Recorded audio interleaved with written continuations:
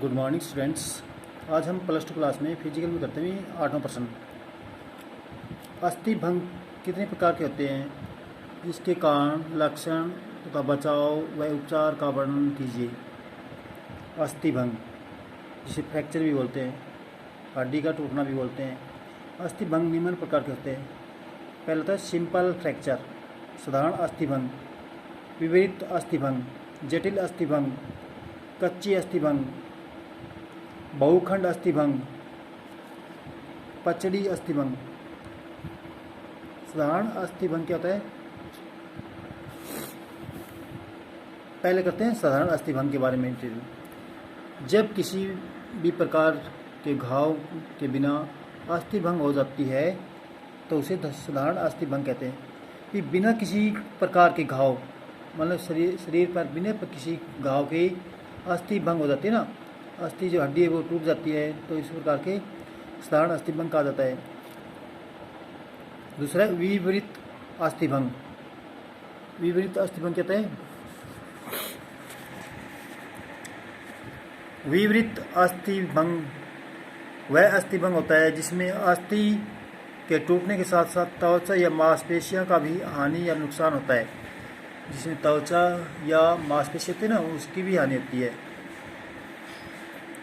सामान्यतः इस प्रकार के अस्थि भंग में टूटी हुई अस्थि त्वचा के को फाड़कर बाहर आ जाती है। इस प्रकार में अस्थि जो है वो टूटी हुई जो अस्थि ना, टूटी हुई जो हड्डी है वो चमड़ी को फाड़कर छेदकर ऊपर निकल आती है। तीसरा जटिल अस्थि भंग। जटिल अस्थि भंग क्या होता है, जटिल अस्थि भंग में टूटी हुई अस्थि आंतरिक अंग या अंगों को हानि पहुंचा देती है। ये अंग ऊतक, तंतु, तंत्रिका या फिर धमनियां भी हो सकती है। ये अंग कौन कौन से होते हैं, ऊतक भी हो सकते हैं, तंतु, तंत्रिका या फिर धमनी भी हो सकती है, जो रक्त ले जाने का कार्य करती है ना। इस प्रकार के अस्थि भंग प्राय बहुत जटिल व खतरनाक होते हैं। इस प्रकार के अस्थि भंग ऊंची कूद व बांस कूद वाले खिलाड़ियों को होते हैं। कच्ची अस्थि भंग। चौथा है कच्ची अस्थि भंग। इस प्रकार का अस्थि भंग सामान्यतः बच्चों में देखे जाते हैं, क्योंकि इनकी अस्थियां बहुत मुलायम और कोमल होती है। जब भी अस्थियां पर कोई दबाव पड़ता है तो ये अस्थियां मुड़ जाती है। बहुखंड अस्थि भंग। जब एक अस्थि दो या दो से अधिक टुकड़ों में टूट जाती है तो इसे बहुखंड अस्थि भंग कहा जाता है। जब जो हड्डी ना दो या दो से अधिक टुकड़ों में टूट जाती है तो बहुखंड अस्थि भंग कहा जाता है। इस प्रकार का अस्थि भंग केवल साइकिल दौड़ या मोटरसाइकिल दौड़ में संभव होता है। अगला है पचड़ी अस्थि भंग, इम्पैक्टेड फ्रैक्चर। जब एक टूटी हुई अस्थि का एक सिरा दूसरी अस्थि में घुस जाता है, इसे पचड़ी अस्थि भंग कहा जाता है। एक जो टूटी हुई हड्डी ना वो दूसरी हड्डी के अंदर घुस जाती है तो इसे पचड़ी अस्थि भंग कहा जाता है। अस्थि भंग के कारण। अगला क्या है, अस्थि भंग के कारण, काज ऑफ फ्रैक्चर। अस्थि भंग प्राय तब घटित होता है जब अस्थि पर तेज प्रहार या टक्कर होती है। यह अति प्रयोग के कारण भी हो सकता है। अस्थि भंग सामान्य कारण निम्नलिखित हो सकते हैं भी। अस्थि भंग के सामान्य कारण निम्नलिखित हो सकते हैं।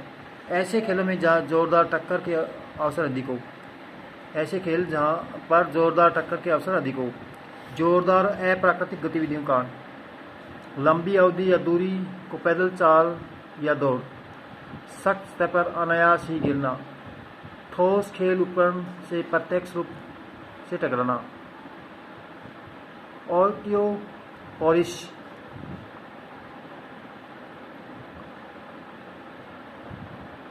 ऑस्टियोपोरिस के कारण। इनके लक्षण कौन कौन से हैं। बी अस्थि भंग। अस्थि भंग के कारण अस्थि की स्थिति प्राय पहले जैसी नहीं रहती। अस्थि भंग के कारण असहनीय दर्द होने लगता है। अस्थि भंग के कारण सूजन भी हो जाती है।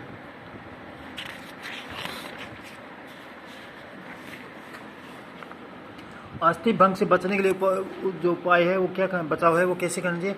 खेल में भाग लेने से पहले खिलाड़ी को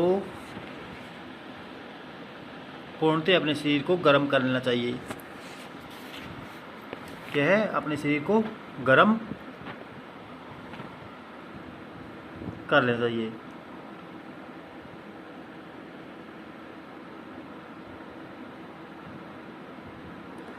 ताकि शरीर के सभी अंगों के व्यायाम कर और शरीर के सभी अंगों का व्यायाम कर लेना चाहिए। तैयारी काल के दौरान उचित अनुकूलन करना चाहिए। तैयारी काल के दौरान उचित अनुकूलन करना चाहिए। थकावट की दशा में खिलाड़ियों को खेल जारी नहीं रखना चाहिए। अस्थिभंग से बचाव के लिए खेल संचालन का अच्छा होना आवश्यक है। खेल जो संचालन है उसका अच्छा होना आवश्यक है। अभ्यास या प्रतियोगिता के दौरान खिलाड़ी को सतर्क या सावधान रहना चाहिए। खेल उपकरणों की गुणवत्ता अच्छी होनी चाहिए। अस्थिभंग से बचाव के लिए वैज्ञानिक ज्ञान अवश्य होना चाहिए।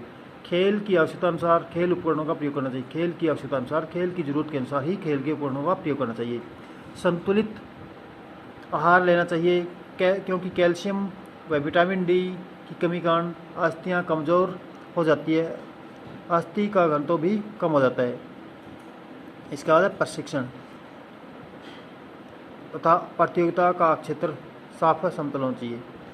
प्रशिक्षण या जहाँ पे प्रतियोगिता ने वो क्षेत्र, वो मैदान साफ व समतल होना चाहिए। उपचार क्या है? उपचार अस्थिभंग का उपचार अलग अलग प्रकार के अस्थिभंग के लिए अलग अलग होता है।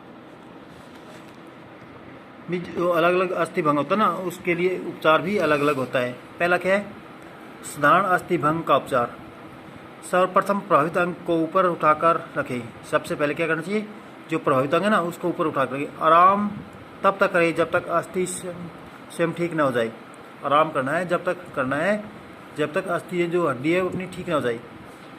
24 से 48 घंटे तक प्रभावित क्षेत्र पर बर्फ का प्रयोग करें। 24 से 48 घंटे तक प्रभावित क्षेत्र जहाँ पे चोट लगी है, अस्थिभंग हुई है, वहाँ पे बर्फ का प्रयोग करना चाहिए। दर्द निवारक दवा दे ताकि दर्द महसूस